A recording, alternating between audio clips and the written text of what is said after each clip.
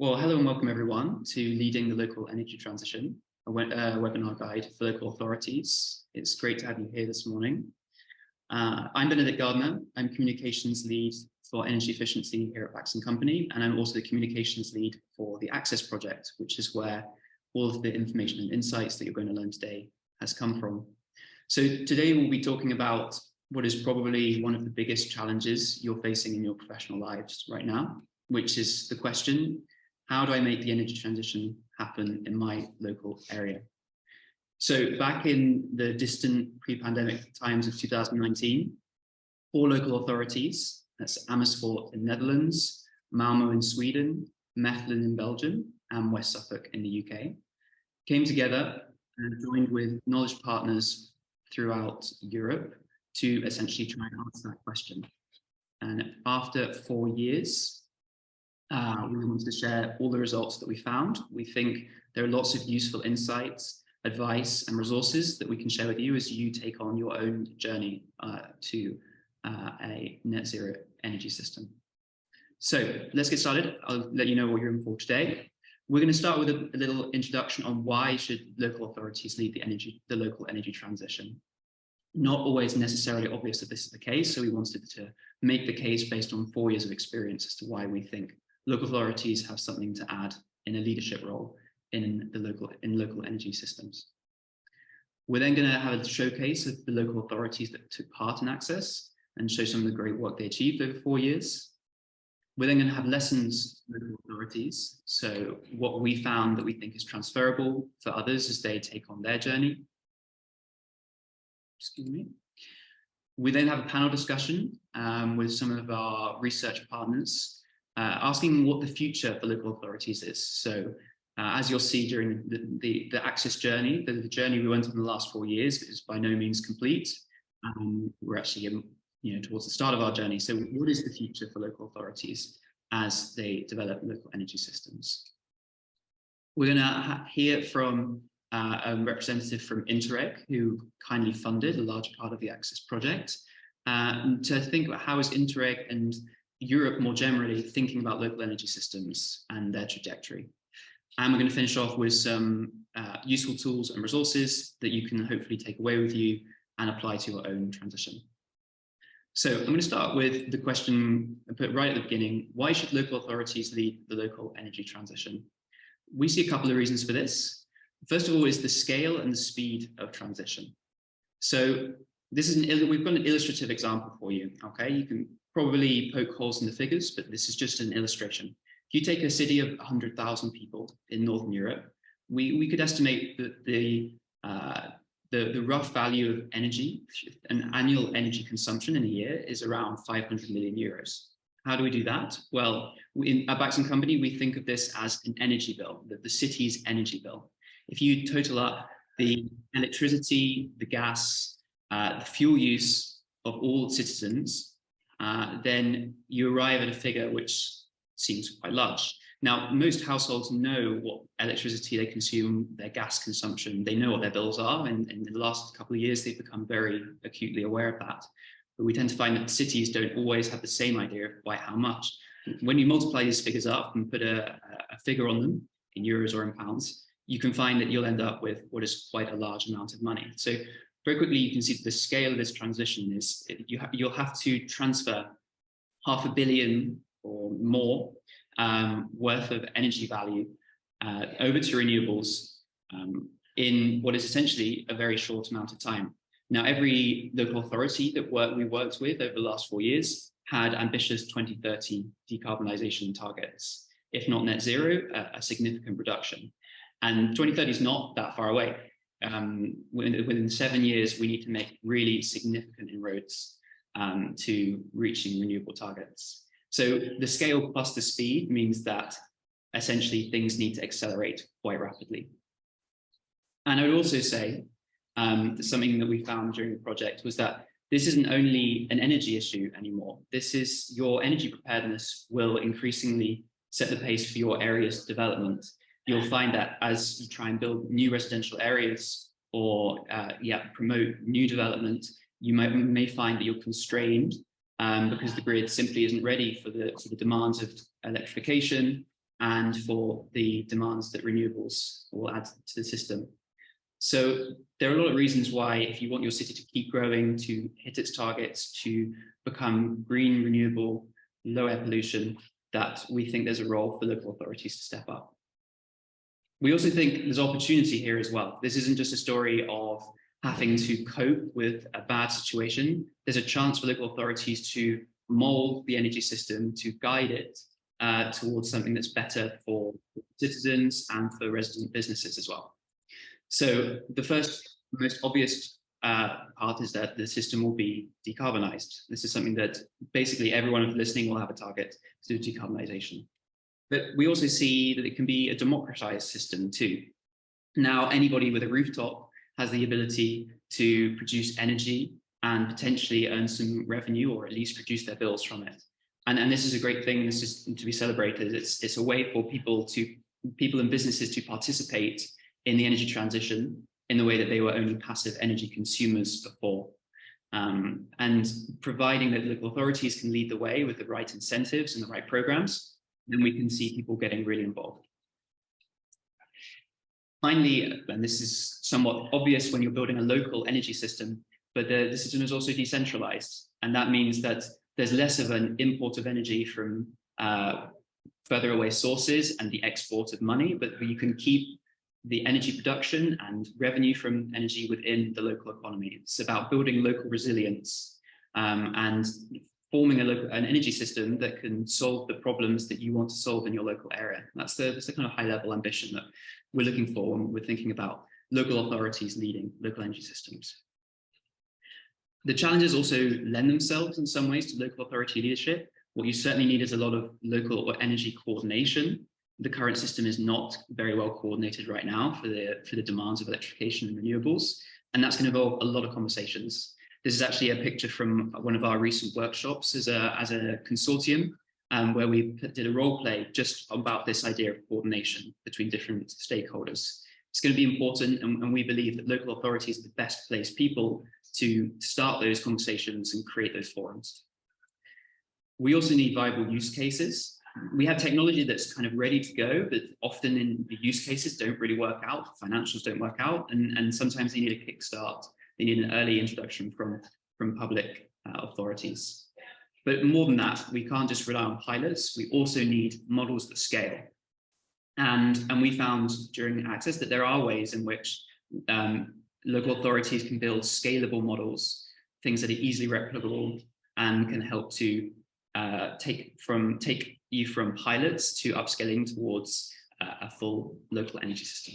So that's the idea.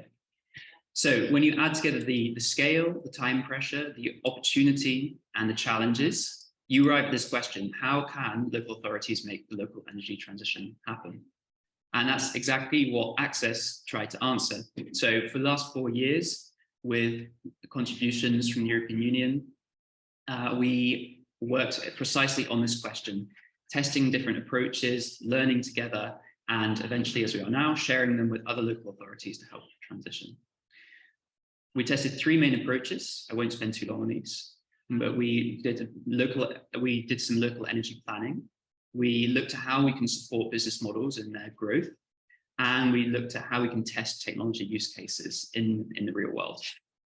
And we focused these on 3 stress points. These are what came up during planning as some of the 3 key points that maybe you find in your current energy system needs work through the transition. So residential, how do we power homes without overloading wires powering the streets? Industrial, how do we support businesses who have many, many things on their mind, keeping energy bills low being one of the important ones? How do we help them to fulfill the transition? And in mobility, with electric vehicles, there's a big potential for a net positive, but also for a net negative if they're managed poorly. So how do we take the electric vehicle transition and make that reinforce and strengthen the local energy transition?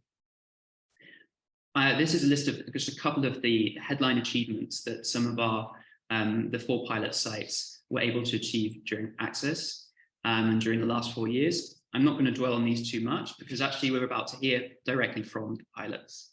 So if I move on now, we're going to hear from some of the local authorities all four of the local authorities, and what they managed to do during access. We'll start with Amersfoort in the Netherlands. Amersfoort in the Netherlands have a big, like many cities in the Netherlands, have a problem with grid congestion and grid balancing. The idea that often the need will exceed or get close to exceeding the capacity of the wires. And this is going to become a big problem as they try to retrofit houses for renewable heating, among other things. So Amersfoort started two pilots. One by setting up heat batteries in houses to test how you can power a street renewably and heat a street renewably. And also by co-locating solar power and batteries in a large apartment building to test, first of all, how can you maximize the use of solar power within a building, but also how you can store to help the local grid, storage as a service. So we're going to hear in video form from Lisanne, who was the leader of the work in Amersfoort right now. Hoi, ik ben Lisanne van de gemeente Amersfoort. We zijn nu in de wijk Vathorst, waar we met behulp van het Access-project 10 warmtebatterijen hebben geplaatst in woningen. En met die batterijen gaan we testen hoe kunnen inwoners nou zoveel mogelijk eigen opgewekte energie gebruiken. Zo proberen we Amersfoort te verduurzamen zonder dat we het elektriciteitsnet belasten. Nou, hoe werkt nou zo'n batterij plaatsen in de praktijk? Daar weet Klimaatmissie alles van. We hebben dit huis inderdaad onder andere voorzien van 2 thermische batterijen, gevuld met zout. Daarnaast hebben we nog veel meer ingrepen gedaan in deze woning. We hebben een warmtepomp buitenunit geplaatst, gecombineerd met de batterijen, een buffervat om te verwarmen in huis. We hebben radiatoren vervangen door convectoren, we hebben de meterkast vernieuwd, we hebben de vloerverwarmingsverdeler vernieuwd. En zo hebben we de hele installatie geconfigureerd om de woning prettig te verwarmen, te koelen als het nodig is in de zomer. Alles op lage temperatuurverwarming. Naast het doen van een pilot met 10 warmtebatterijen hebben we in Amersfoort ook een grotere batterij geplaatst in een appartementengebouw van woningcorporatie De Alliantie. Die batterij slaat zonne-energie op, maar biedt ook balansdiensten aan het elektriciteitsnet. Zo testen we in Amersfoort dus pilots om het netcongestieprobleem aan te pakken.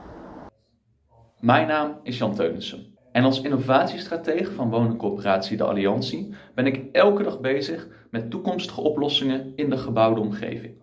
Een van de grote vragen die op ons afkomt is: hoe ziet nou dat energiesysteem van de toekomst eruit? En met die gedachte nemen wij deel aan het Access Pilot project. Dat doen we graag in samenwerking met onze partners, waaronder de gemeente Amersfoort. Want innoveren doe je nooit alleen. En wie weet zijn we zo succesvol dat we over 5 of 10 jaar elk woongebouw een energiecentrale is. En dat onze bewoners daarvan kunnen profiteren, de alliantie daarvan profiteert, maar ook de burgers van een stad. Als gemeente leren we een hoop van het doen van dit soort pilots. Zowel over de techniek, maar ook over hoe werk je nou met elkaar samen. Hoe doe je innovatieve projecten. Dus zo proberen we ook na deze pilot nu samen met de Alliantie en met Klimaatmissie te kijken hoe we dit soort projecten kunnen opschalen. En wat onze rol is in het doen van slimme energieoplossingen in Amersfoort. En het is natuurlijk hartstikke leuk en leerzaam om een Europees project te doen. Dus ik wil bij deze ook heel graag alle andere Access partners bedanken. There we go. So I hope you can see from that the way in which Amersfoort used its experience through pilots to already start preparing for upscaling by making partnerships with local housing providers like the Alliantie and working with green retrofitters like Climate Mission. They were able to start thinking about how do we scale this transition towards renewable heating and renewable powering of homes. Thank you for all those who've joined us just recently, by the way. If you have any questions as we're going along, please feel free to write them in the chat. We'll be having Q&A at the end, and we'll do our best to make sure we send out answers to any questions we missed by email. So please feel free to use the chat. Great. Ik ben Lisanne van de gemeente Amersfoort. We zijn nu in de wijk. Hoi. So next up we have Malmö in Sweden. Malmö has a different problem to Amersfoort. Malmö is a growing city, and as a growing city, it means you need to be constantly building new districts, preparing for new people, new demand, and particularly new electric vehicles. And so Malmö used their energy strategy they've been working on, the energy strategy from 2021 to 2030, which is a very comprehensive renewable energy strategy, and they used Access to implement it within the Sega Park parking garage. This is a way to test how do you make a parking garage, how do you make a new installation ready for the energy transition. And the way they did it was putting a large array of solar panels on top, which would charge 120 electric vehicle points within the building, and also connected up to a very large capacity battery managed by a ferroamp energy management system. And so what this steering system meant was that it could optimize the solar on the roof. The most of it would go to powering electric vehicles. The rest would be sold back to the grid in a way that supported the grid, but also provided revenue to the building. We're going to hear now from Marcus from Parking Malmö, who are partners with the City of Malmö on this project, to hear about how they did all these things you see on the screen: battery and solar co-location, smart EV charging, and grid balancing. Hello, my name is Marcus Passer Beach and I work for Parking Malmö. Today we're going to have a look at Sega Park parking garage here in the Swedish city of Malmö. With the help of the Access project, where Parking Malmö has worked together with the city of Malmö, we have installed batteries and a steering system that can help us with grid congestion and to lower the emissions from our energy consumption. This is a way for us to advance Malmö's goal of net zero emissions to 2030. With the help of the smart steering, the batteries can be charged by the PVs on the roof and then provide power to the parking garage, including the electric cars which park here. We can also sell any surplus energy to the grid. During the project, we've tested different steering parameters to see how they affect peak shaving, costs and CO2 emissions.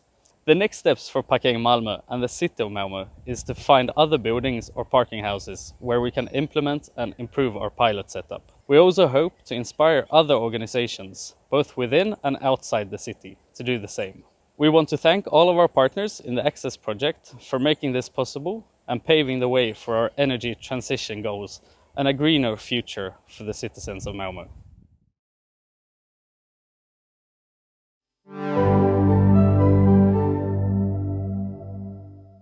Next up, we have Mechelen, who also worked on the mobility challenge.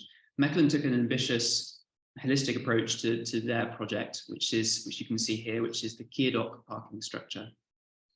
What this did was it linked their urban development strategy with their mobility strategy, with their energy strategy, all in one building.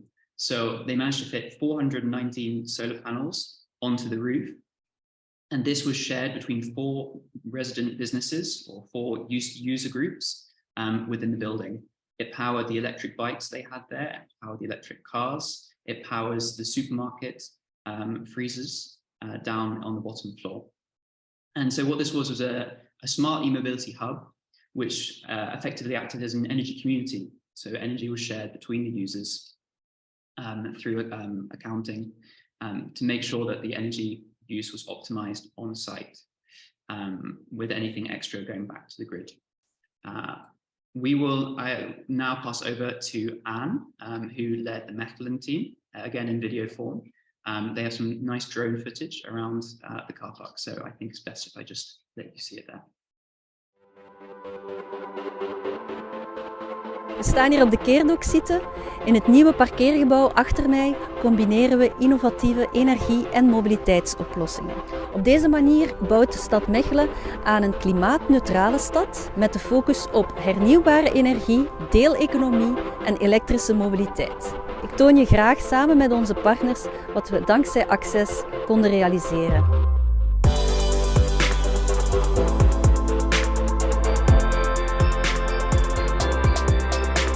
We bevinden ons hier onder de zonnepaneelinstallatie. Voor een klimaatneutrale stad is het belangrijk dat we veel hernieuwbare energie produceren.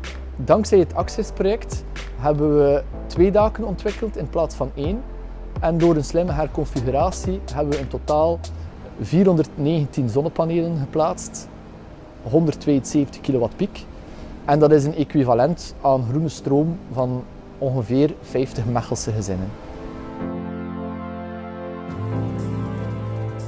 De zonnepaneelinstallatie werd verdeeld onder verschillende verbruikers op de site. De supermarkt gebruikt de PV-installatie om hun frigo's te koelen. Daarnaast heb je ook nog de elektrische laadinfrastructuur. De groene stroom wordt ook gebruikt voor de elektrische voertuigen, de kantoren. En er zijn ook lokkers waar fietsers gratis de batterij van hun elektrische fiets kunnen opladen. Zijn er lokale overschotten van zonne-energie, dan zijn er afspraken om deze energie onderling te delen met de gebruikers in het gebouw. Om ervoor te zorgen dat alle verbruikers op de keerdok zitten maximaal gebruik maken van hernieuwbare energie, werd er ook een energiebeheersysteem geïnstalleerd. Energetics monitort alle verbruikers, monitort alle productieassets en zorgt ervoor dat de verbruikers verbruiken wanneer dat er productie aanwezig is van hernieuwbare energie. Is er geen hernieuwbare energie aanwezig, gaat Energetics ook gaan kijken op de markt van energie wanneer het best is voor de verbruikers om te verbruiken.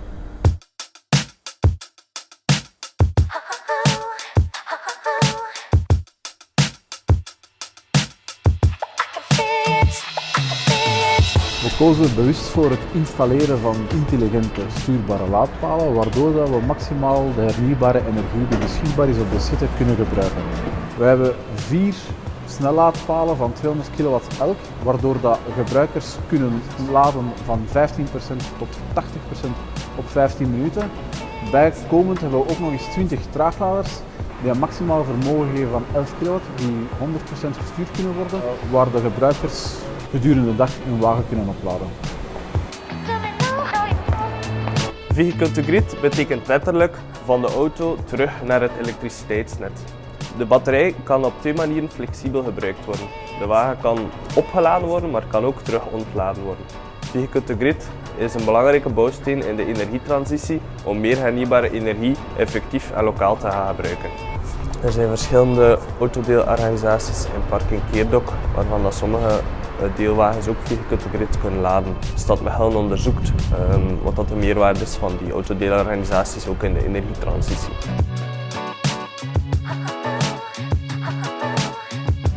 Naar de toekomst toe wil Mechelen graag de opgedane kennis van dit Access-project toepassen in andere energie- en mobiliteitsprojecten. We delen graag met andere Europese steden en gemeenten onze bevindingen om de energietransitie vooruit te helpen.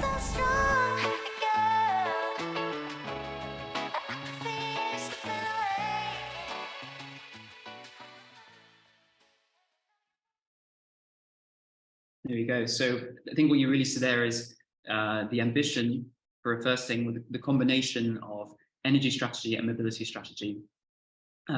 Some of the first V2G charging ports in the Flanders region of Belgium were installed in Keerdorp, and it was a system that combines smart energy management with e-mobility, with solar panels, with renewable energy and local energy consumption and local energy sharing. So lots of interesting parts there. Again, if any questions come up from pilots or the videos you've just seen, please do put them in the chat and we'll do our best to answer them at the end of the session or by email. And finally, I'd like to move on to West Suffolk, our fourth partner. West Suffolk took a slightly different approach to the others in that they focused on businesses. They essentially asked the question, how can the local authority support local businesses with their local energy transition? And we actually have Elisa Scully from West Suffolk, who's going to now talk us through it. So I will not say any more and I'll pass over to Elisa. Thanks, Benedict. Good morning, everyone. My name's Alicia Scully and I've been the project manager for the Access West Suffolk pilot for the past year. Our project has focused on accelerating the smart energy transitions for businesses. Next slide, please. So the challenge for us is that our region, Suffolk, has set an ambition for carbon neutrality by 2030. And if you can see on the graph there, in West Suffolk in 2020, almost half of our emissions came from commercial and industrial businesses, hence why we decided to focus our pilot on this sector. Next slide, please. So the aim of our project was to support businesses in the energy transition. We also wanted to develop a local peer-to-peer energy supply and trading system and save 250 tons of carbon dioxide emissions annually. So we had quite a broad aim, and we needed to procure some technology providers to work with us. Our traditional procurement process is very specific and prescriptive, so we didn't want to go down that route, and instead we worked with the Knowledge Transfer Network Innovation Exchange, which allowed us to present those aims and allowed technology providers to pitch to us how they could help us meet them. So that meant we were a lot more open and open to new technology and innovation. So through that process, we selected 2 technology providers, and our next step was to start engaging with businesses and facilitate the knowledge sharing between them. That became slightly harder during the COVID lockdowns, but we did manage to engage some businesses in an industrial area within West Suffolk. Next slide, please. So one of the technology providers we worked with was Urban Chain. So they have set up a virtual power plant which aggregates renewable energy generators and consumers and matches the generation profiles with the consumption patterns on a half-hourly basis. So a really close matching of generators and consumers. And they also have a locality preference within that. So that means that your energy supply comes from the closest generator when possible. So Urban Chain is now a licensed energy supplier, and they have now supplying one of our West Suffolk businesses. Next slide, please. So one of our businesses signed up last year to the Urban Chain supply. So they are now supplied by 20 micro generators, which include solar, wind, and hydropower. And this has enabled them to make 50% cost savings on their electricity bill, which is an annual saving of £85,000 and 60 tonnes of carbon emissions. So that's a brilliant saving through using this renewable energy. Next slide, please. So as a council, we have now also signed up to the Urban Chain energy supply, and we now also sell power from our 12.4 megawatt Tolgham solar farm into Urban Chain's peer-to-peer energy exchange. So this means that we can use our solar generation in the summer to power our own estate. So you can see there our generation is the dark blue line. And then in the winter, when the solar generation falls, we top up our supply by Urban Chain's hydro power generators. And as you can see, we have that excess generation, which is now available for local businesses to purchase through Urban Chain as kind of a local green energy source. So next slide, please. And these are the savings that we have made from that. So we have now achieved 21% cost savings on our electricity bills, which is almost £280,000 per year. And that is a saving of 870 tonnes of carbon dioxide emissions. Next slide, please. So the other technology provider we worked with was GridDuck, who provided energy monitoring devices for our businesses. They put the devices on different pieces of machinery, and you get the live data through this online dashboard. So as you can see, you can compare different machines and compare week to week what your energy consumption is. Next slide, please. So this provides a really detailed breakdown. So we get a half hourly or even more detailed minute by minute idea of what our consumption is. Next slide, please. And you can also break this down by pieces of equipment or machinery, so you can see exactly what energy they're all using. So some businesses have found this really useful. Gives you an idea of which pieces of equipment are the biggest energy users, which ones to target, and also simple things like they've been able to tell when devices have been left on and they can be turned off to save energy. Next slide, please. So one business managed to reduce their energy usage by 27% whilst increasing the throughput of their warehouse. So that was a brilliant saving, but they did have a dedicated resource person dedicated to looking at their energy usage, using that dashboard, having it as an almost a live feed and checking what their energy usage was. So it required a good amount of time invested into looking at the data. And it was also a significant investment in terms of money and time for actually installing the equipment in the first place. It requires trained electricians quite skilled electricians, and then they have to be trained in this particular new technology. So there was a delay in that, finding electricians. We have a bit of a shortage in our area. We also had a challenge in the metal manufacturing businesses, as this technology works through streaming data live on Wi-Fi and SIM cards, and they often get blocked by the metal manufacturing processes. So that was a challenge. Next slide, please. That grid duct software did identify the air compressors are nearly always the largest energy consumer in these manufacturing businesses. So with support from Access, we purchased this acoustic imager device, which detects air leaks from those systems, and therefore is a quick win way of identifying energy savings. So 15 businesses have used it so far, finding savings of 217 megawatt hours, over £60,000 and 52 tonnes of carbon dioxide emissions annually. Next slide, please. So our total impact from the project, over 250 megawatt hours of energy reduction, over 1,000 tonnes of carbon dioxide. The businesses have, and us as a council and the estate, have installed over 2.5 megawatts of solar PV. There's been annual savings of £580,000, and we have added a significant amount of generation to that local peer-to-peer energy exchange. Our key learning from the project is that local authorities should have a convening role in the energy transition. We've supported businesses to work together and share ideas, and also that it's useful to be a leader in testing smart energy systems. The fact that we have now signed up our own supply to this peer-to-peer system now gives others trust that is a safe choice and a good choice to make. Thank you very much. Thank you very much, Lisa. Great to see such a variety of different things being tested, and so many savings already being made through the 4 years that we worked together. We wanted to now focus on your transition, you watching at home.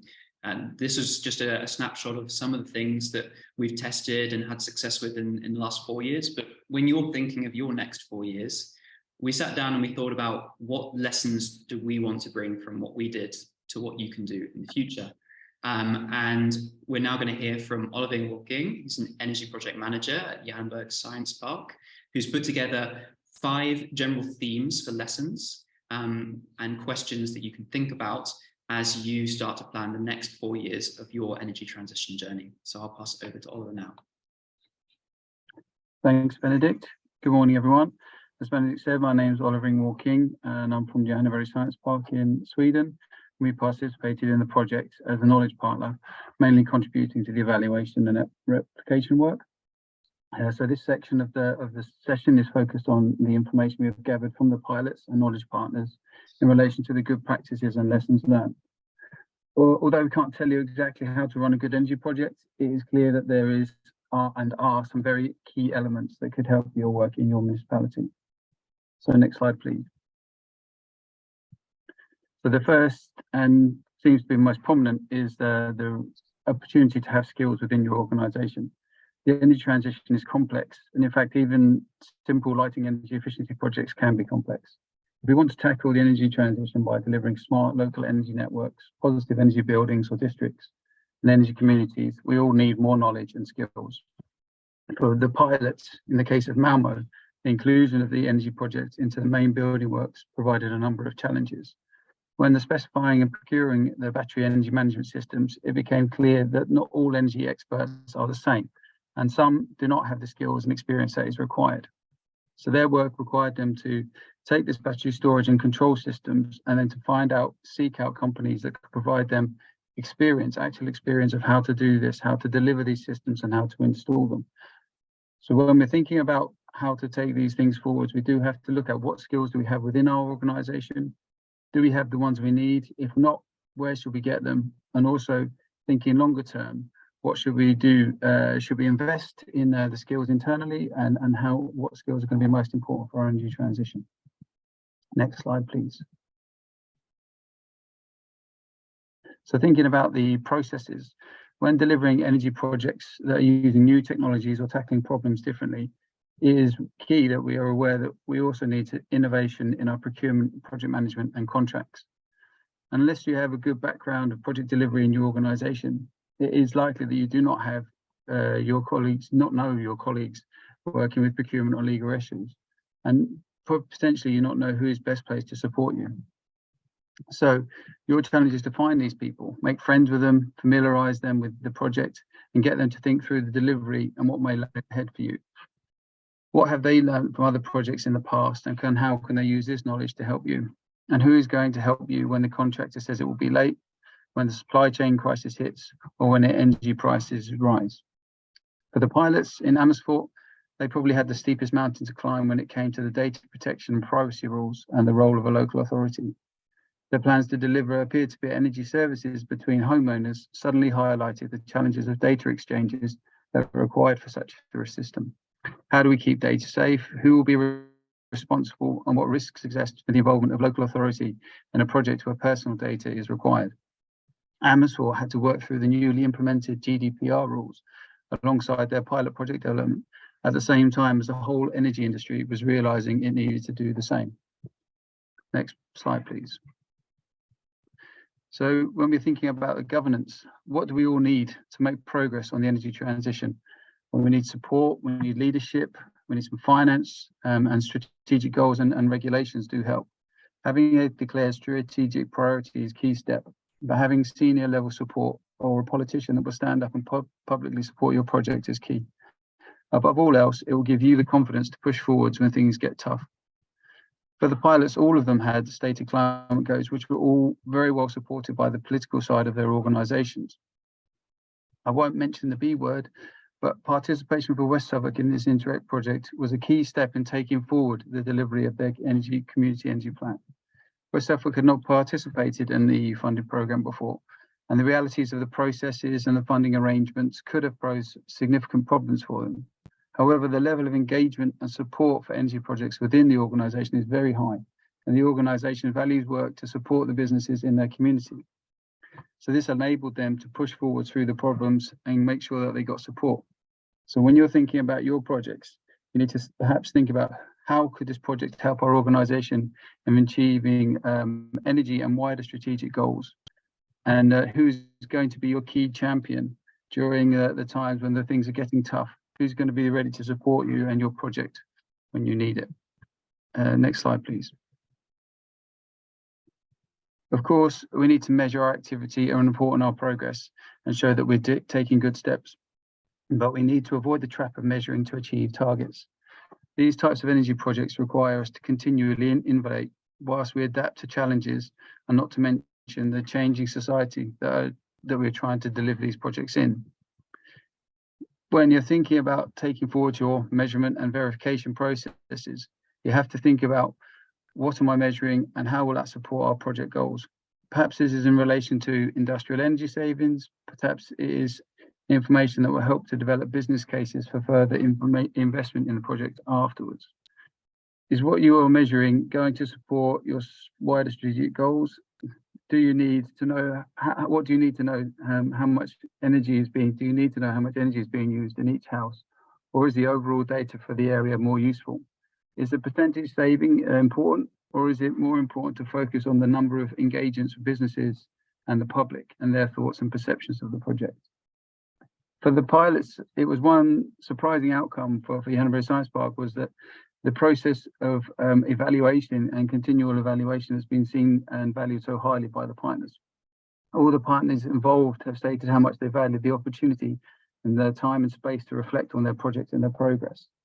This space gave them time to consider what have they learned, what is working well, what has been more challenging, and what has changed from the original outset, and how can we capture and use all of this learning.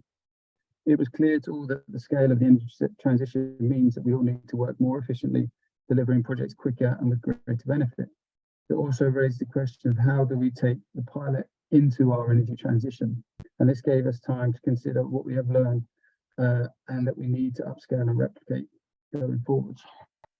Although each of the projects has made significant progress against their baselines and KPIs, it has proven equally valuable to be able to collect these good practices and reflect upon these learnings. Next slide, please. So with regards to stakeholders, as a former energy manager, I'm cautiously hesitant in my interactions with stakeholders. People are always tricky and they never respond as you expect them to. However, they always provide support and enthusiasm from surprising places.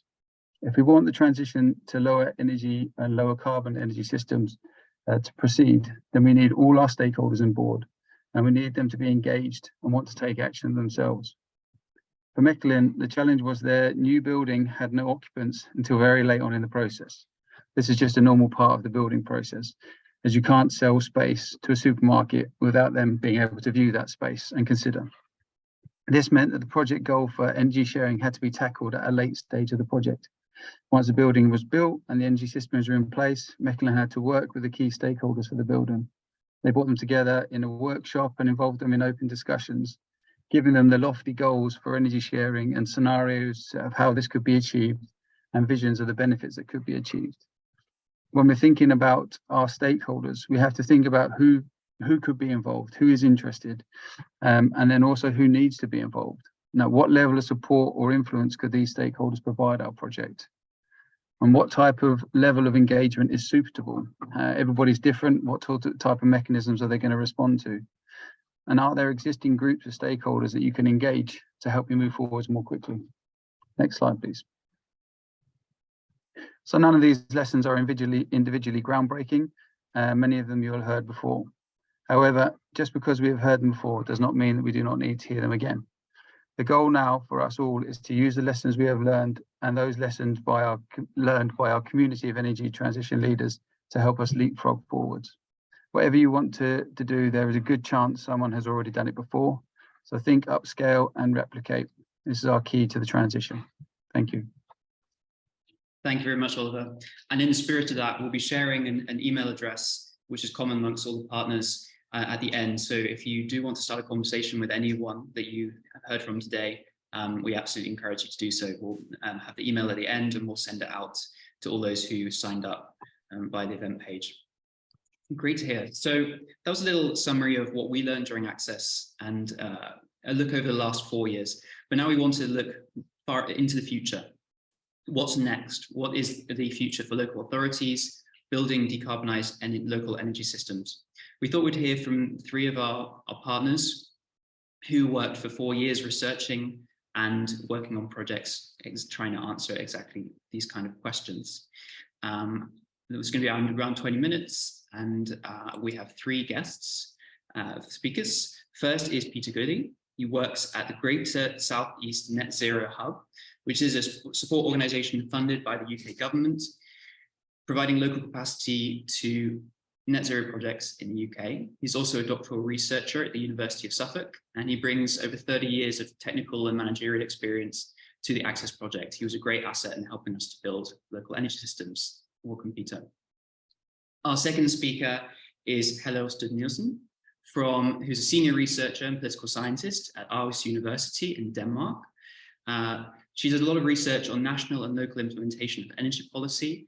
And during Access, she did a lot of work on governance. What role should local governments take when they're thinking about their leadership, when they're thinking about how to help the local energy transition happen? Welcome, Helle. And last, we have Han van der Veer, sorry on the name, is a senior researcher and project manager at VITO Energieville, and also an associate professor at the Norwegian University of Science and Technology. He researches and manages projects that focus exactly on the energy transition in the built environment, and he has extensive experience working on EU projects, Horizon Europe, and also Interreg projects like Access. So it's a great group of people to have to answer our questions today. So the first question that I'd like to pose to you all is, maybe just in case I haven't done a good enough job at explaining it, I'd like to talk about why it is necessary in a certain way for local authorities to take part in the local energy transition. Energy in the kind of grand scheme that we're talking about perhaps hasn't always been the role of local authorities. In the previous system, you could rely on grid operators to perhaps do this work for you. So I want to ask, what would you say to a local authority who may doubt or may worry about their capacity in taking up a new, more active role in the local energy transition? I'll start with Peter on this one. Hi, Benedict. I hope you can hear me. Yeah. Great stuff. And thank you ever so much for inviting me along. This is a really good opportunity to participate. I mean, we looked at a lot of the technical issues here, but really this is about people and places and how we transform our local areas. And much of what has been going on with regard to the energy system has been behind and invisible, behind the meter or behind the bill. And it's been hidden from citizens in terms of the transition towards a zero carbon world. The challenge now comes that we need to be able to work with our communities, work with our citizens, work with our businesses to move to the next stage. And that really is a place where local authorities have a lot of the abilities, the skill sets and the contacts to be able to influence and to be able to shape their local areas, whether it's through planning policy, whether it's through their abilities to engage with citizens, to be able to work with businesses, to be able to build trust around some of the changes that need to be done. So they sit at the heart of this transition. The challenge really comes about how local authorities can place themselves and be able to harness the opportunity and the challenges and be able to take that forward. Brilliant. Hello, I wonder, you looked a lot about the role that local authorities can take through work and access. What would you do to perhaps reassure a local authority that wasn't sure about their role in the system? Well, I think I would try to convince them that it's both their duty and it's in their interest to participate in the local energy transition. And to start with the latter question, what's in it for the city? Well, we've already heard some of the benefits and needs that local communities have from being part of energy production. And so the local authorities are the ones who can assure that the local energy system actually meets local needs. No one else has their particular area at the heart of their interest. So there's energy security, there is alignment with local sustainability policies, including also ensuring social equity, making sure that everybody in a local area benefits, which is one of the key responsibilities of local authorities.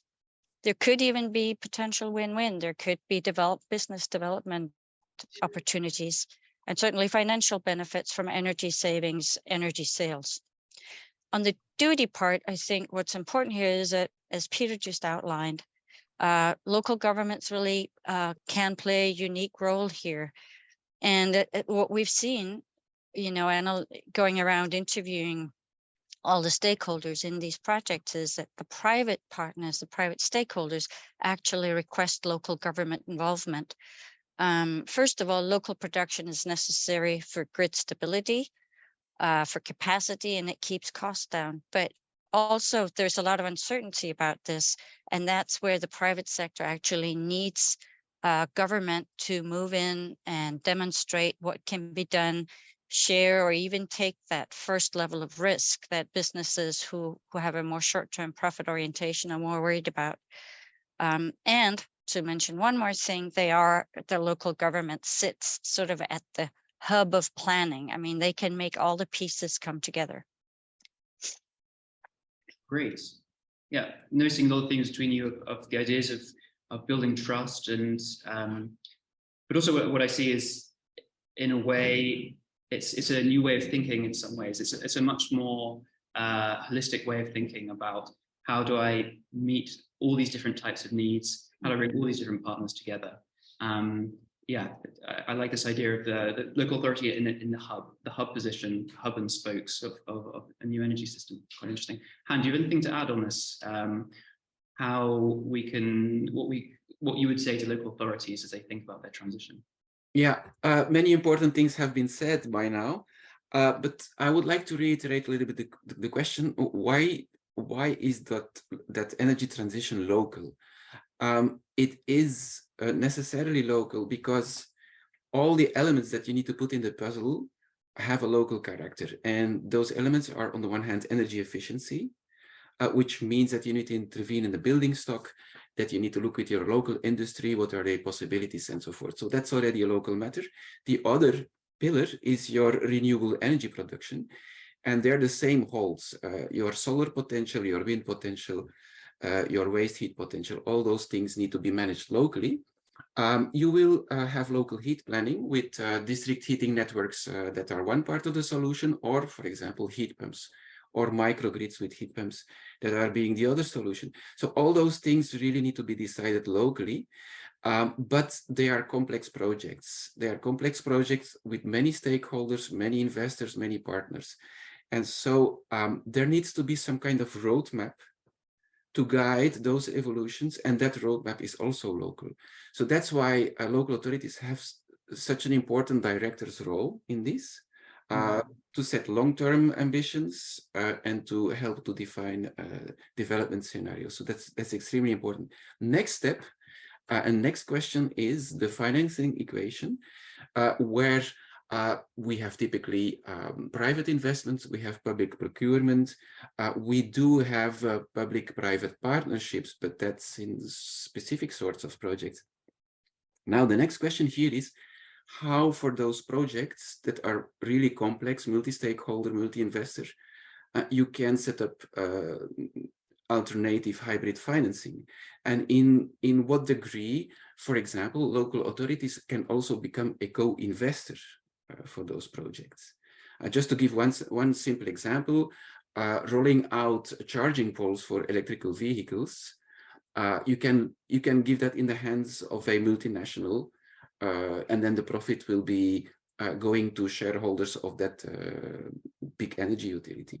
But you can also try to do an alternative setup with local players, with local setups, and try to keep both the production of energy, the distribution, the charging pole system, and so forth, the profits, and get that really anchored on a local basis, and then get a money stream that allows you to leverage on that and to start to do more and other projects.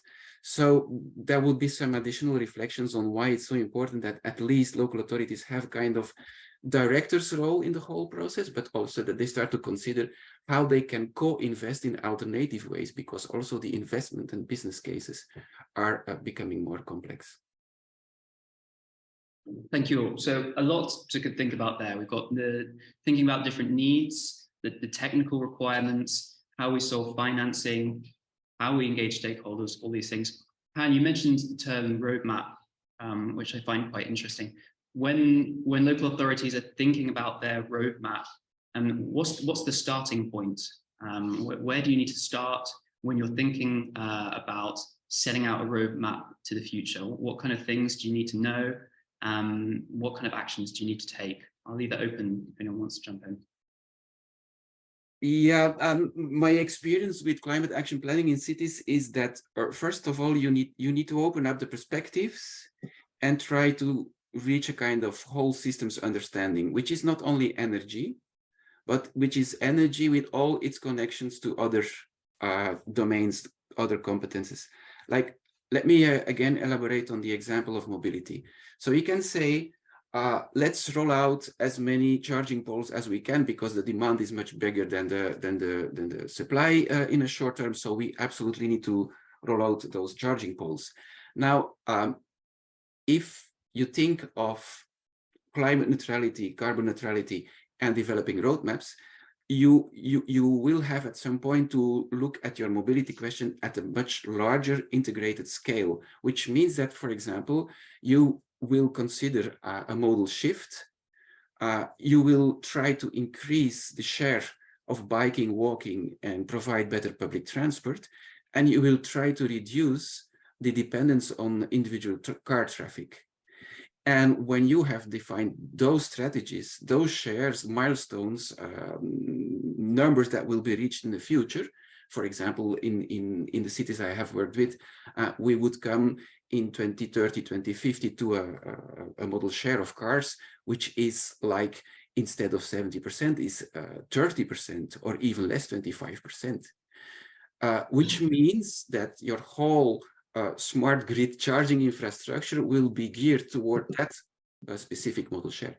And so that's for energy, that's for buildings, that's for industry, and it has a lot of direct interferences with other aspects in your urban planning, like spatial quality, air pollution, noise, of course, emissions, because that's in the envelope.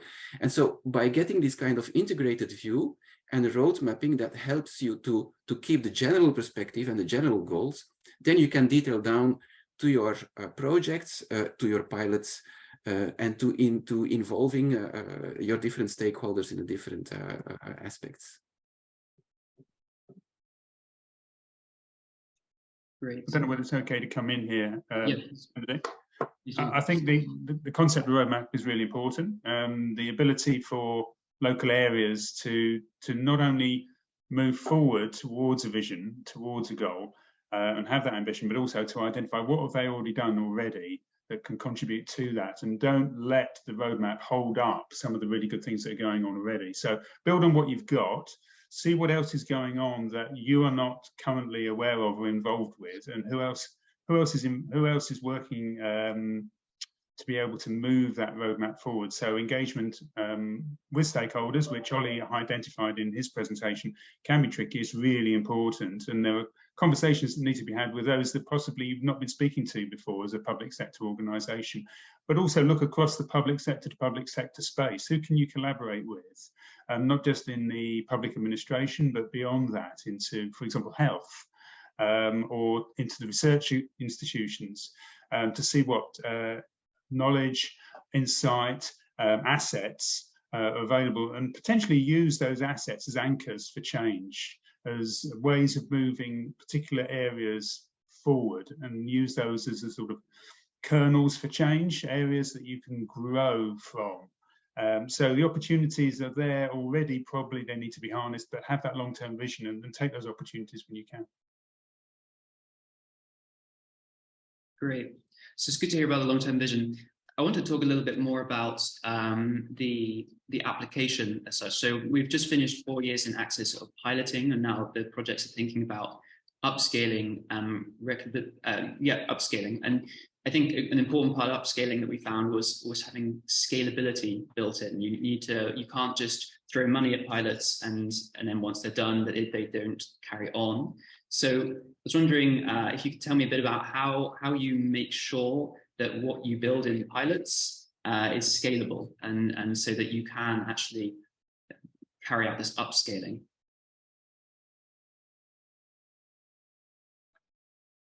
I'm happy to come in here, Benedict. I mean, it's really interesting that you talk about upscaling and thinking around pilots to projects, projects to programs, programs to business as usual, and use that stepping stone within your strategy as an organisation. And just taking the West Suffolk example, those stepping stones have been very well based within an investment approach, an investment strategy, but with multiple benefits to the local area. Not just about decarbonising, not just about thinking around the climate change issue, but thinking around the co-benefits. So, for example, the Solar for Business project that West Suffolk brought to the table and has been able to utilise that as part of the peer-to-peer is about investing on others' buildings around solar, so choosing a single asset class, solar power, but utilising that to build out a portfolio and then start looking at, well, what else can you do with that?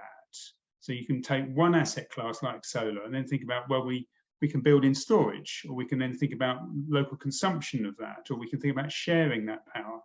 So that then allows you to demonstrate proof of concept, firstly, that the first one or two asset classes that have been rolled out into third parties is arguably the hardest. Others can then see that, and you can demonstrate that the project is worthwhile. And you can get political support, financial support internally, but also you can get the support of your local areas, because they can see this is good for their jobs, good for stronger businesses and more resilience in the local area. And also it helps them to demonstrate their green pathway as well, their roadmap to decarbonisation. So that concept of the local authority working with local actors, businesses, communities, and sharing some of that project pathway towards programs, towards business as usual, where we are decarbonising across the whole sector, for example, the business sector, I think is one that is eminently scalable. One of the biggest challenges for local businesses is around finding the right information, the right supply, and the money to be able to take forward those projects. And if you can have a trusted partner, like a public sector organisation that's going to be there for the long haul, who's done a lot of that hard work, then it makes it eminently easier for those that are less well placed to be able to take those projects forward and scale that up. So West Suffolk, others can do that. In my professional role, we're seeing other local areas talk and look at the opportunity of using the West Suffolk Solar for Business model. So power as a service, in effect that, we can do heat as a service, you can do mobility as a service, so you can then scale it out into other asset classes and think about the whole system. Thanks, Peter. Okay, so it sounds like there. Oh, go on, Hella, please do. No, just to add a tiny bit, I mean, because Peter laid it out really well. So I think that the main thing is when you have this proof of concept, which the piloting does in a certain way, is to then, I mean, the next step really is to convince others to take on a role because the local authorities have been very much at the core of the pilots, even in an operational, maybe even a financing sense. So when we go to upscaling, what they need is to redefine the role a little bit and convince others to come in, and it will be less risky for the partners now that there is a proof of concept. And so it's really the main thing here is to enlarge the circle of participants, I think.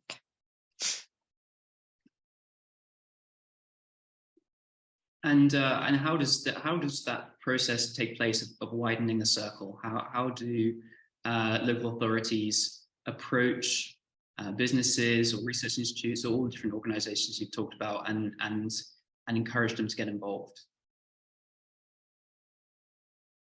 Well, one thing is to tell the good stories. I mean, there are very good examples out there now. Some of the barriers have been overcome, or at least we know maybe how, we have a clear picture of what the barrier is.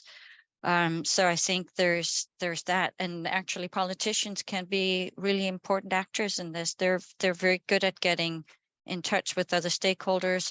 They provide legitimacy, credibility that the local authorities behind this. So they're very good at mobilizing other actors. But I think another issue though is also to have a co-creation approach to it.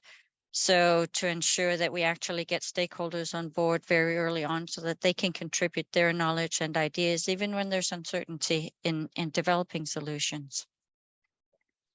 Yeah, that's really important. I would just like to add to Hella's comment that by setting up those, we sometimes call it quadruple helix setups involving stakeholders from business enterprises, citizens organization, local authorities, and knowledge institute, you can get new things happening because you put together and you make to collaborate people that usually don't collaborate. So there can be a lot of potential in gathering people that normally don't speak to each other and then start to see common opportunities and win-win-win situations. And that's what, again, the local authorities can very much leverage on.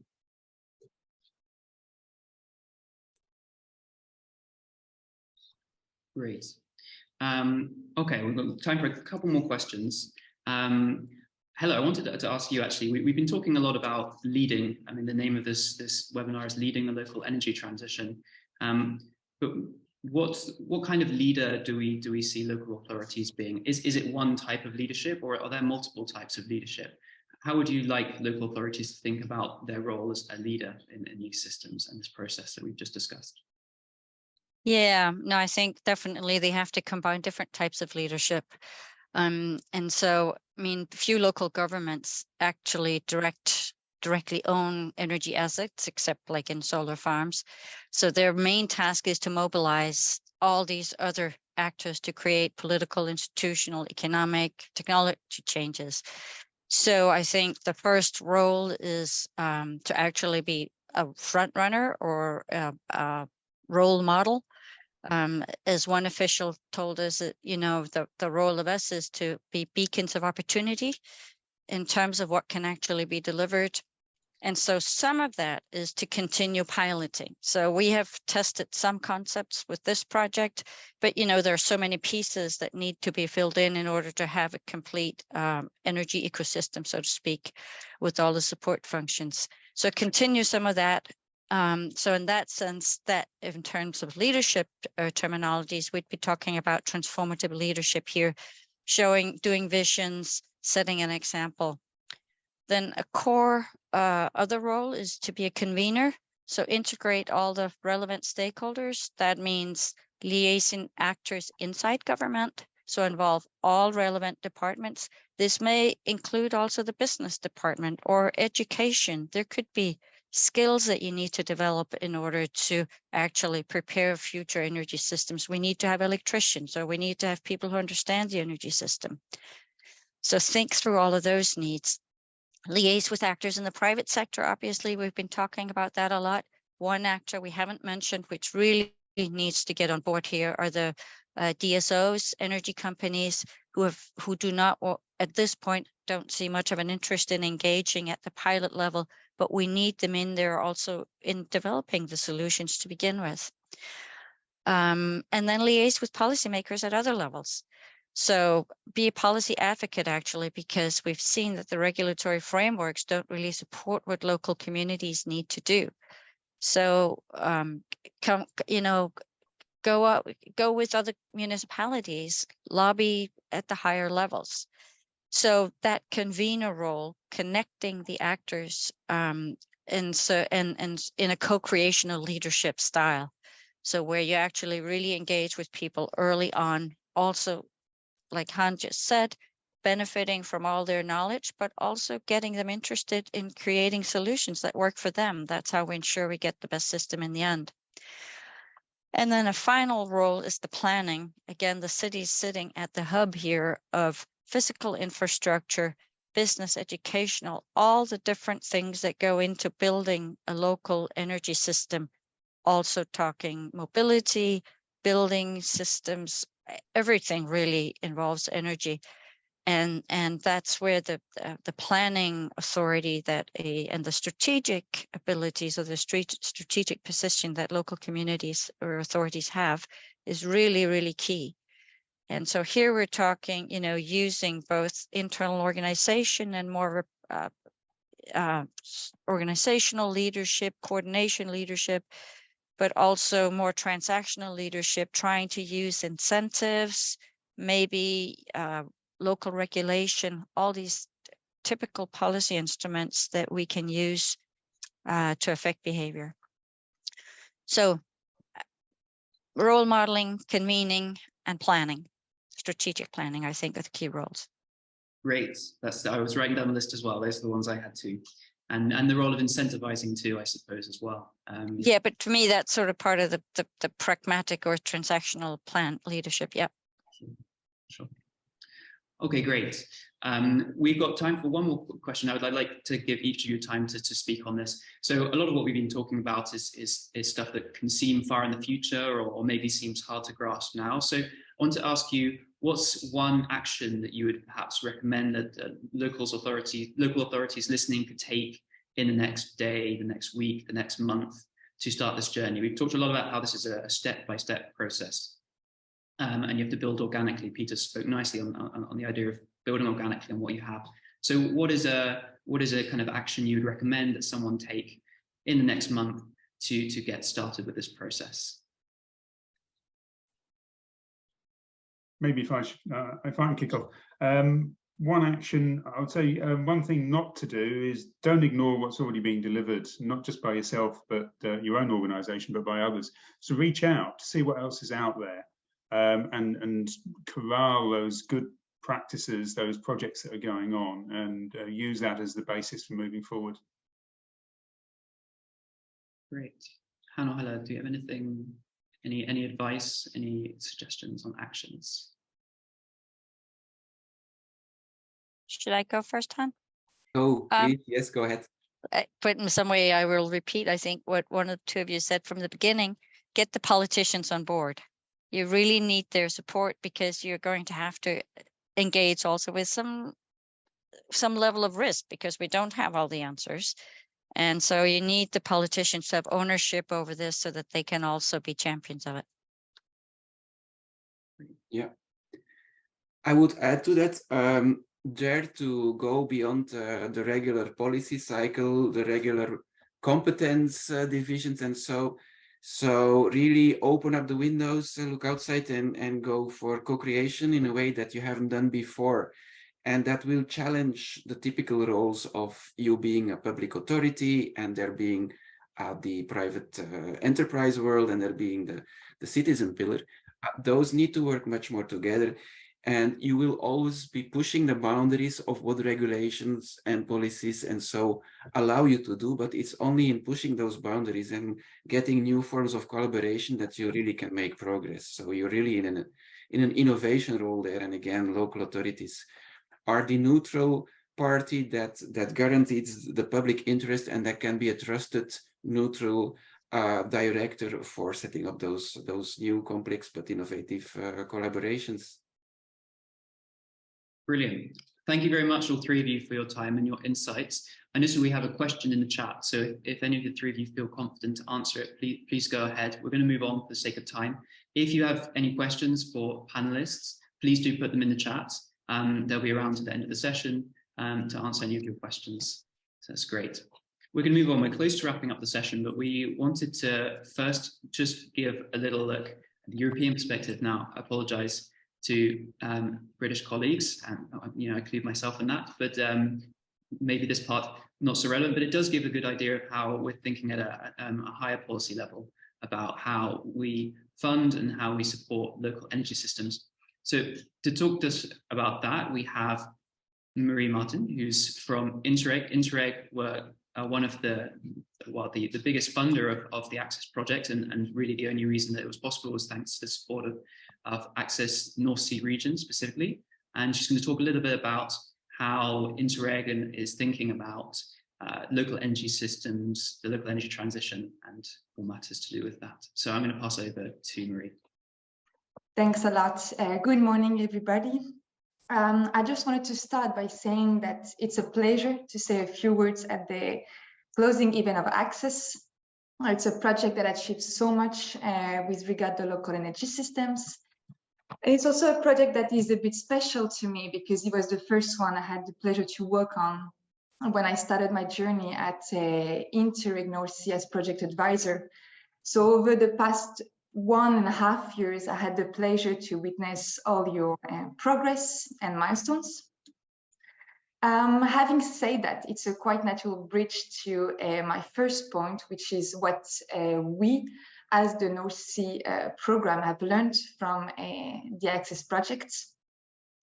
Many things have been said, interesting things from project partners and speakers before, so I will try to not repeat all of that.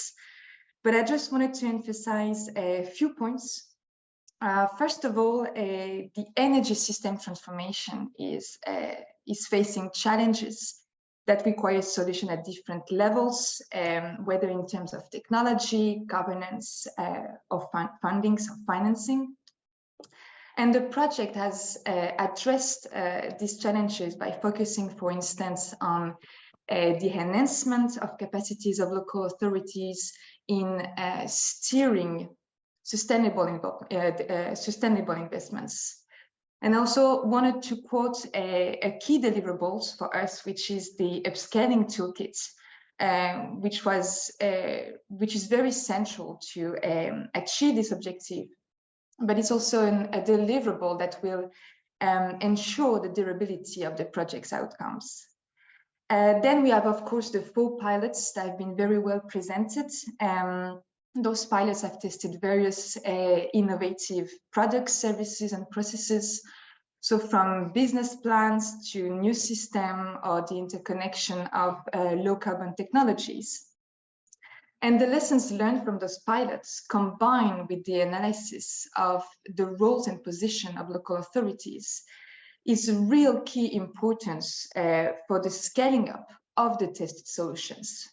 So here, coming back as well on the points made on they still need to pilot some elements or to keep going on the upscaling aspects. Of course, I'm talking on behalf of Interreg, so cooperation is really a cornerstone of our program. And when looking at the activities and initiatives carried out by the project, we are really proud to see that by working together, so much has been accomplished. There are very good examples to illustrate that from the Access projects, but I have one in mind, which is like this creation of ecosystem of cities and experts to enable a large-scale energy transition. And this is really what we are looking at the program level. But because it's the final, the closing event, I also wanted to stress that despite many challenges of different nature, we have obviously the notorious COVID-19, the rising of the cost of materials, or even the innovative nature of some of the pilots that required adaptation to the current situation. The partnership has remained highly committed to the timely implementation of the projects, and has demonstrated also a great capacity to adapt over the project lifetime. So I really also wanted to stress that point. Now moving on to my second point, which is the future objectives of the program in the field of local energy system and energy grid transition. Well, this future is actually well anchored in the present, because in the new program we have a priority dedicated to green transition, and we also have a specific objective covering the promotion of smart energy systems, storage and networks.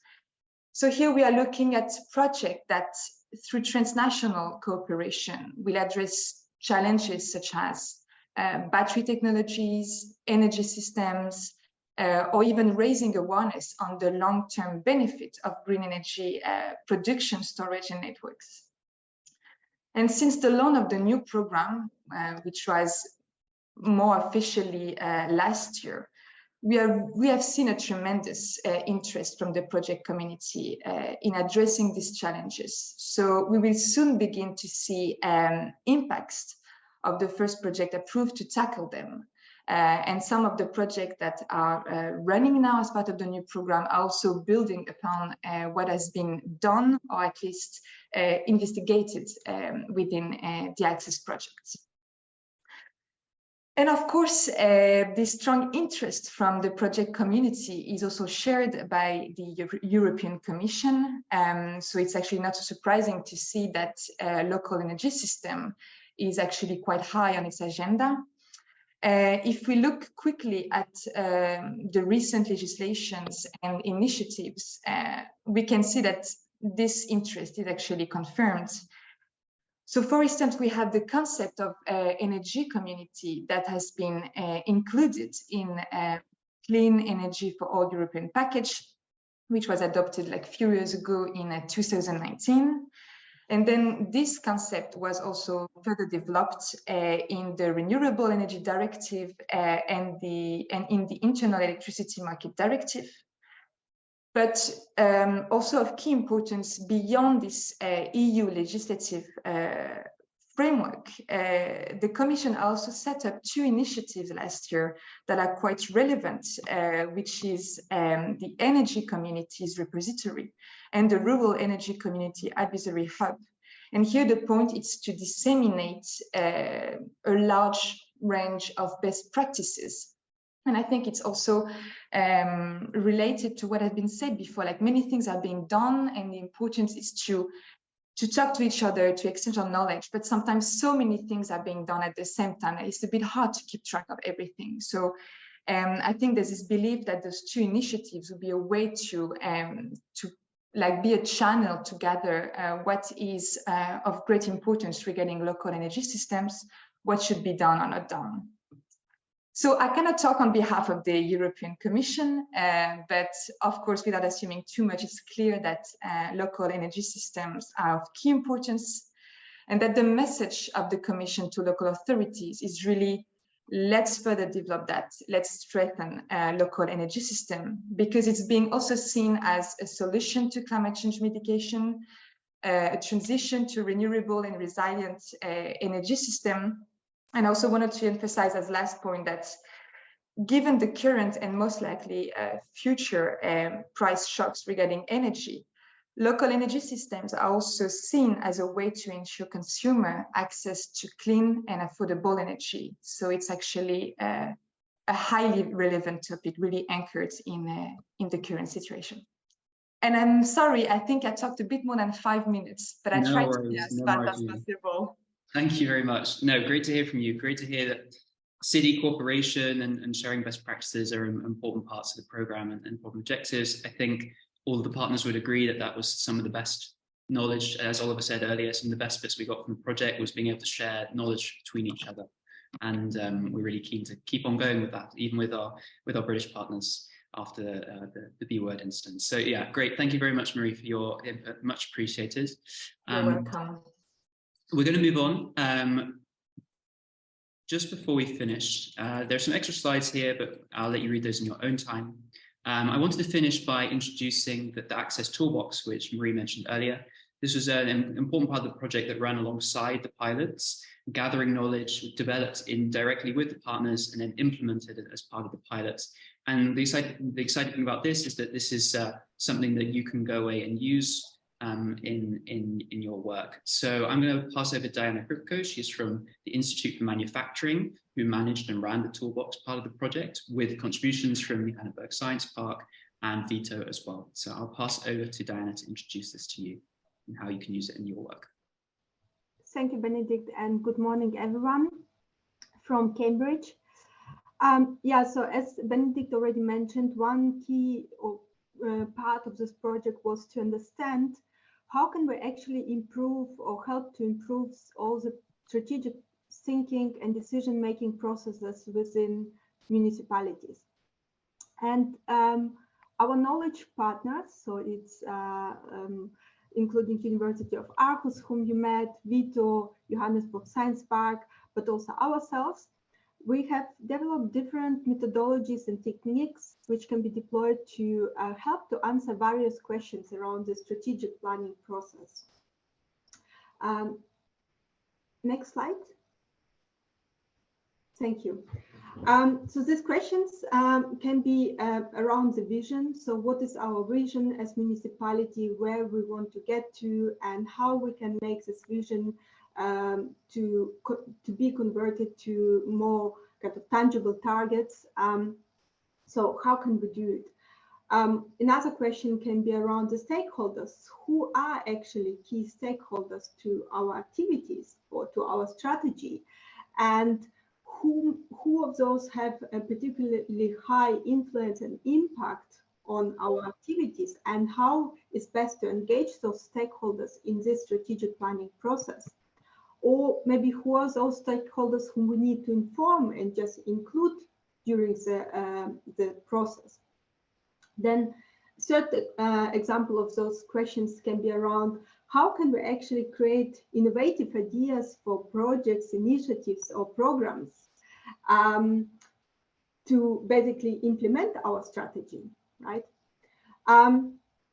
So we in Access, we collaborated with local authorities and basically gathered all those questions along the planning process of their pilots, but also along the process of thinking how these pilots can be scaled up to a wider deployment within their urban area. And during this process, we deployed all these different tools and techniques to help to address those questions. You can click further. Thank you, Benedict. Maybe twice. Thank you. Yeah. So one example for to make it less theoretical and more tangible for you, we worked, for example, with the city of Malmö, who have a really good strategy around their energy transition, and they have broken down the strategy to various subsequent initiatives and programs with clear targets on how to measure the success and progress and the success of these programs. However, there was a question of how well is the strategy aligned to United Nations Sustainable Development Goals. So to get this understanding, we worked together with a small number of stakeholders from City of Malmö and basically stress tested their strategy in order to understand are all relevant CDGs aligned, and if not, what are the gaps and what are the actions we can actually undertake to close these gaps.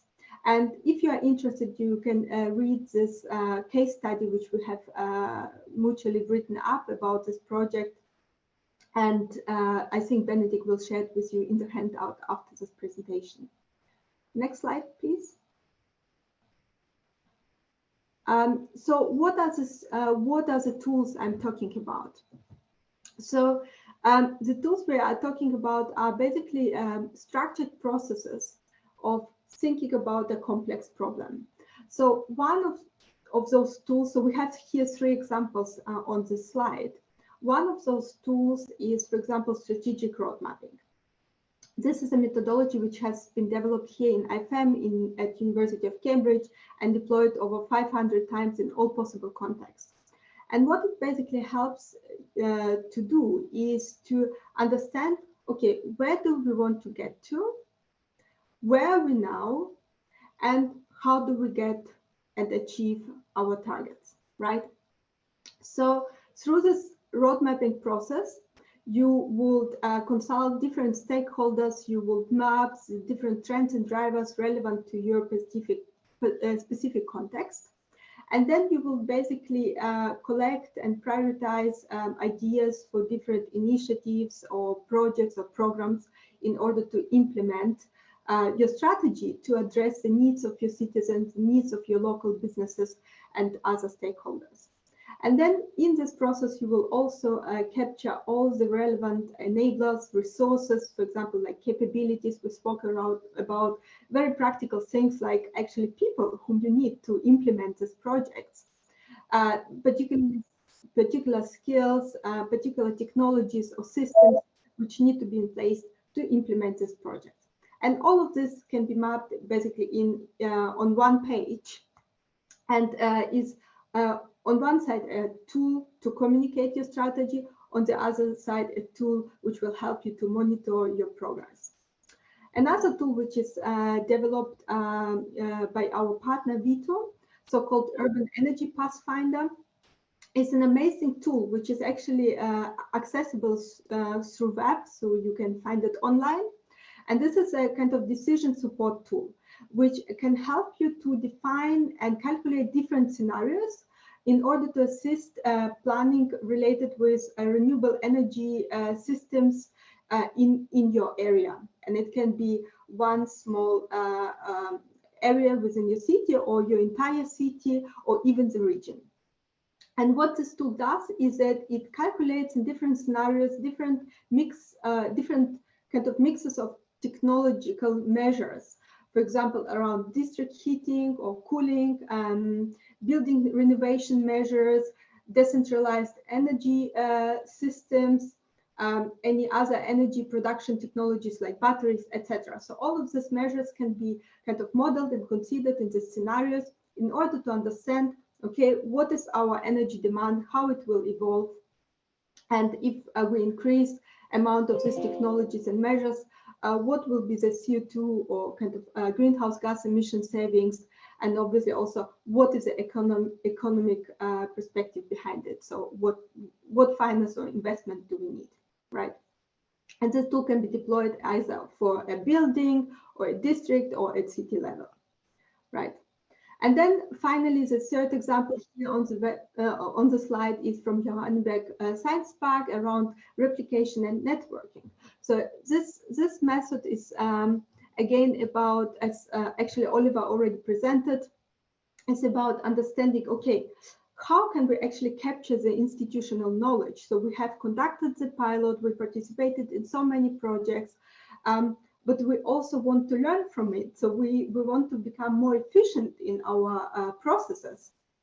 And again, this is a structured approach of capturing all these learnings and kind of being able to distill the key insights, which in the next project you can utilize and be way faster in the way how you set up the project, how you evaluate it, how you address maybe some issues along the road, and so on.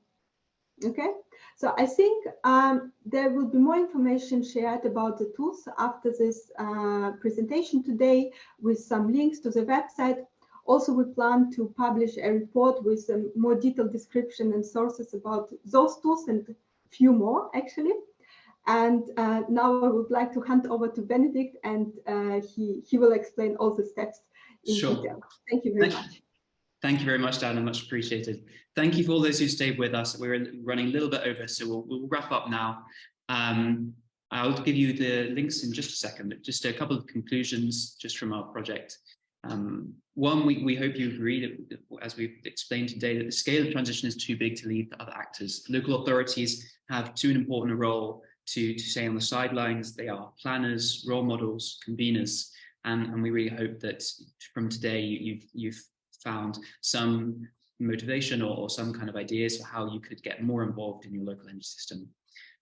You are able to lead. Local authorities can lead when given the right tools and support. We've put together some tools which can help you with that journey, but obviously this is a long journey, and it will be about using these tools, developing your own knowledge and experience, to work out how to get yourself to where you want to be, the local energy system that you would like. And finally, leading. What do we mean by leading? We've talked about many of the different roles. I've put a bit of a summary here. It means planning and support aimed at fast and wide replication and upscaling some of the key themes to making sure that your work in pilots and elsewhere actually converts into the energy system that you want on the timescale that we need. That's great. So thank you so much, everyone, for coming. Really much appreciated. We've put together all the resources that we have so far. We'll be adding to this in the next couple of weeks. We have case studies for each of the different pilot sites. We'll have these slides. We'll have links to the tools that Diana mentioned as well at this link. We'll also send this to you by email.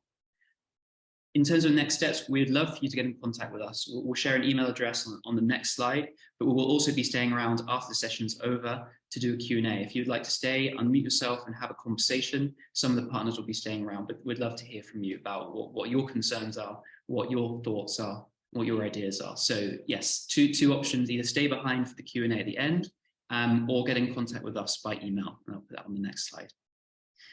And my final suggestion is to start a conversation when you get back to your office, when you hang up, when you're on your next Zoom call, when you're having coffee. How can we lead our local energy transition? What are the ideas that you heard today, perhaps, or what ideas were inspired by today that you can take forward as you think about your local energy transition? So that's all from us. Thank you very much for joining. I put the email address on the screen. We'll also send this out to you by email so you know where to contact. We'd love to hear from you. So info@leadinglocal-energy.systems. I can also make sure you can find individual contacts as well. Yeah, please talk to us. We want this to be a startup conversation. We have obviously a lot more information to share from what was a very broad presentation. So if you want support, advice, more insights, then we're absolutely available for you.